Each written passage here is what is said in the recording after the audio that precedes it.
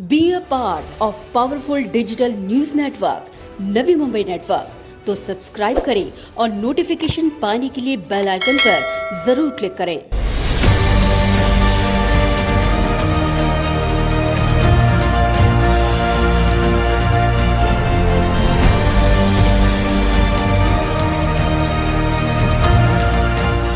ऐरोली के विधायक गणेश नायक और आयुक्त अभिजीत बांगर की साप्ताहिक मुलाकात में पूर्व महापौर सुधाकर सोनावने ने एक नहीं ऐसे कई गंभीर मुद्दे ऐरोली के विधायक गणेश नायक के माध्यम से आयुक्त अभिजीत बांगर के समक्ष रखे, जो आज समय की जरूरत है।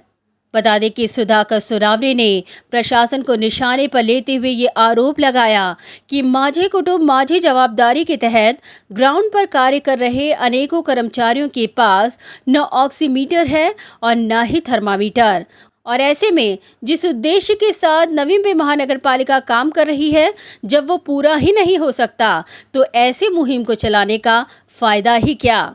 आरोप नहीं, लेकिन हम जो भी काम कर रहे हैं उसका अगर कुछ फलित नहीं है तो उस काम को नहीं करना चाहिए।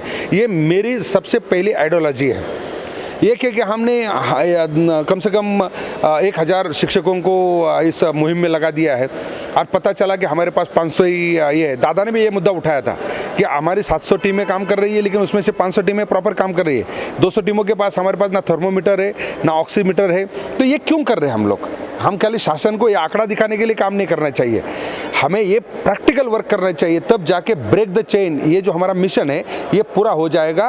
और ये मैं कोई आरोप नहीं कर रहा हूँ, ये सच्चाई बयान कर रहा हूँ यहाँ पर। इतना ही नहीं, उन्होंने माझे कुटुंब माझे जवाबदारी के तहत लोगों में जन जागृति निर्माण करने के लिए विद्यार्थियों को स्वच्छता सोल्जर की भांति कोरोना सोल्जर बनाने की मांग गणेश नायक के माध्यम से आयुक्त से की, ताकि ये मुहिम निचले स्तर पर पहुंचे। माझे कुटुंब माझी जवाबदारी ये तो हमने कई दिनों से चलाया है, क्योंकि हमने देखा है कि स्वच्छता माझा कचरा माझी जिम्मेवारी।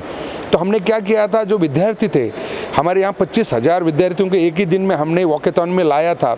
उस प्रकार से अगर हम हमारे जो कॉर्पोरेशन के 45,000 विद्यार्थी है उन विद्यार्थियों के माध्यम से घर तक पहुँचने का काम करेंगे, और विद्यार्थियों को अगर हम स्वच्छता सोल्जर की जगह में यहाँ पर कोरोना सोल्जर बनाएंगे और कोरोना के बारे में अगर पूरी जानकारी उनको देंगे और उनके जरिए हम अगर प्रचार और प्रसार करेंगे तो माझा कुटुंब माझी जवाबदारी ये अभियान हम निचले स्तर तक लेके जाने में कामयाब रहेंगे। मुझे पूरा विश्वास है कि इस प्रकार से अगर हम करते हैं तो वो प्रभावशाली होगा, ना कि कोई मेडिकल अधिकारी वहाँ जाके लोगों को बुलाएगा पूछेगा। अपने बच्चे के ऊपर विश्वास करने की जो आज की स्थिति है देश में बहुत ज़्यादा है, तो बच्चों के जरिए एक किया जा सकता है। सुधाकर सोनावने ने ये भी बात प्रकाश में लाई कि ऑनलाइन शिक्षा निजी स्कूलों के लिए तो कारगर है, मगर नवी मुंबई महानगर पालिका के सरकारी स्कूलों के लिए ये उतनी कारगर नहीं, और ऐसे में ज़रूरी है कि महानगर पालिका प्रश्नावली बनाकर बच्चों से परीक्षा ले, ताकि बच्चों की शिक्षा प्रभावित ना हो। ऑनलाइन शिक्षा के बारे में, ऑनलाइन शिक्षा निजी स्कूलों में निश्चित रूप से हो सकता है, लेकिन जो हम यहाँ पर सरकारी स्कूलें बोलते हैं, कॉर्पोरेशन स्कूलें बोलते हैं, वहाँ आने वाले बच्चे जिस परिवार से आते हैं, जिस तख्ते से आते हैं, उनका अगर हम देखेंगे तो उसको ऑनलाइन देना, क्योंकि हमने देखा है कि भाई कॉर्पोरेशन में कॉर्पोरेटर को टैब दिया गया था, लेकिन पेपरलेस कॉर्पोरेशन कभी नहीं हुआ। तो जो आदमी उस चीज़ को इस्तेमाल करता है वो कितना एक्सपर्ट है उसके ऊपर डिपेंड करता है। तो मैंने ये कहा कि आप ये ज़रूर करना चाहिए कि जो विद्यार्थी है वो सारे विद्यार्थियों को आप इस प्रकार की प्रश्नावली दीजिए, जो सप्ताह में एक बार शिक्षक के पास लेके आएंगे और शिक्षक देगा। भले आप किताब में देख के उसको ये करो, लेकिन उसको आदत तो लगेगी किताब के सामने बैठ के उस प्रश्न को सॉल्व करने की। तो ये मांग मैंने वहाँ रखी थी।